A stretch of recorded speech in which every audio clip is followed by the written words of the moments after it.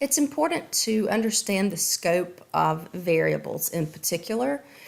The scope is how long a variable value can be seen by the rest of the program. So how long is it visible by the rest of the program? There may be times where you want to use a variable's value throughout the program, so then you would want it to be seen by the entire program.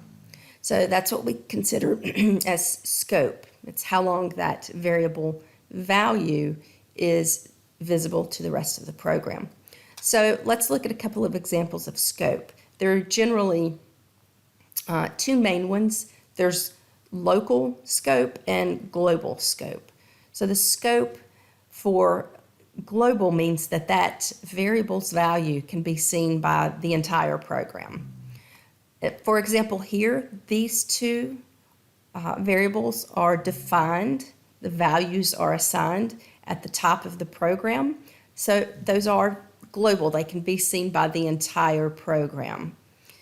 In this function, you have a couple of variables that are defined in the function and assigned to certain values.